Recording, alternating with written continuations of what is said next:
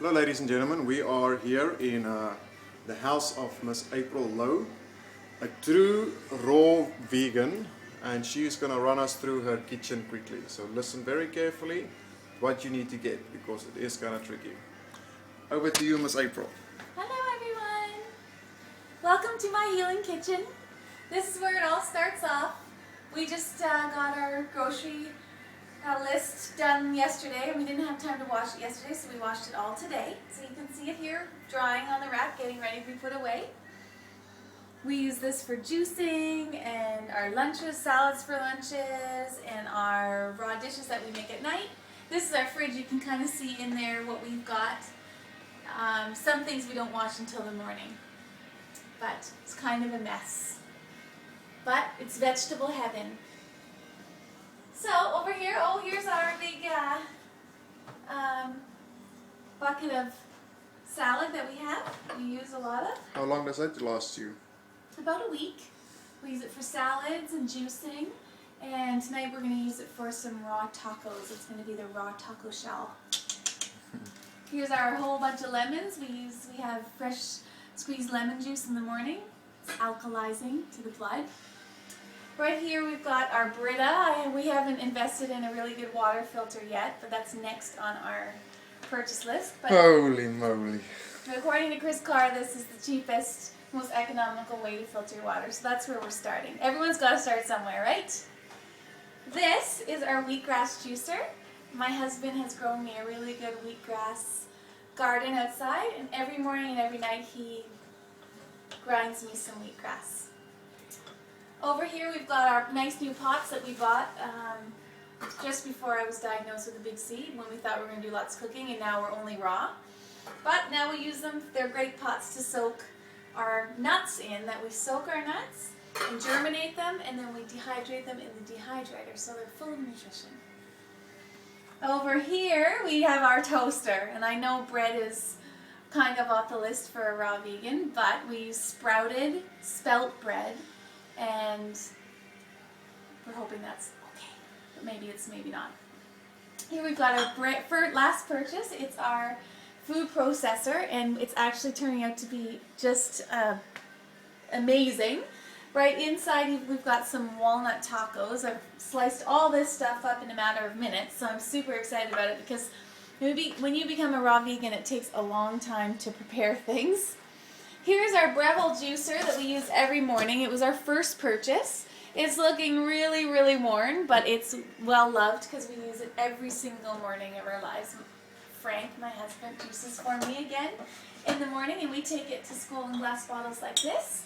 And we also put some in a jar later that I can have in the afternoon. This is another big purchase, our Green Star juicer, which we love, but we also don't use it as much as the Breville because it takes a lot more time. Apparently with this, when you juice, the enzymes don't break down as much in the food, in the vegetables, in the juice, because it's not, the vegetables pieces are not ripped open.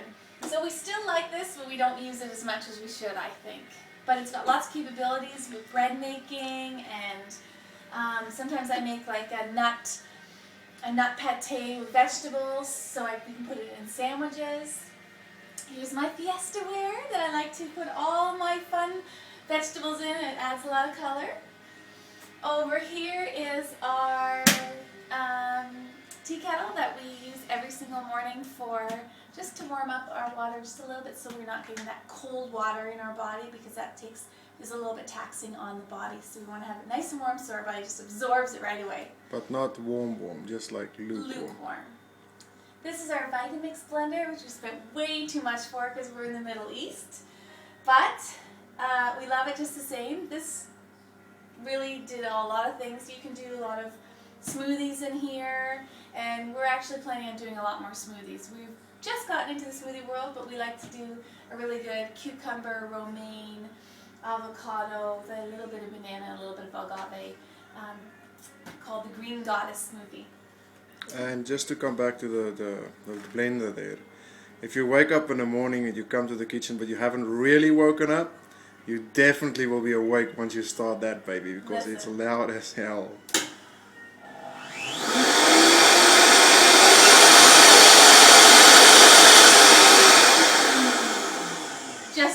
example. It's like an airplane. Over here are some of my raw cookbooks.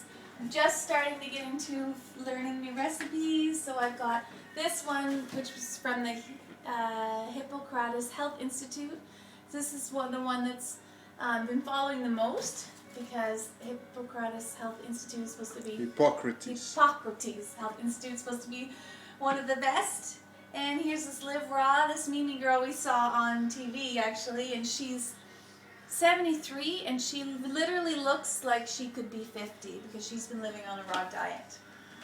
And this one, Raw Basics. This on top, these books are on top of our dehydrator.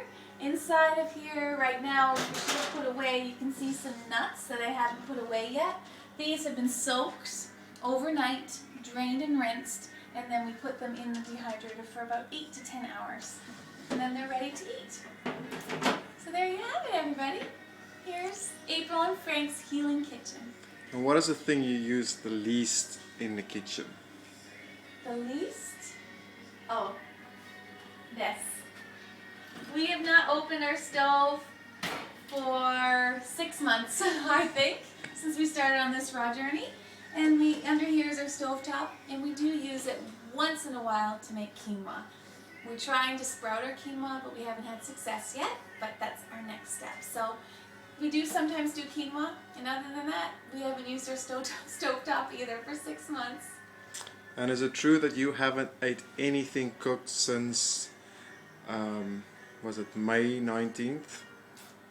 No, that's not necessarily true. I haven't eaten anything cooked since probably about,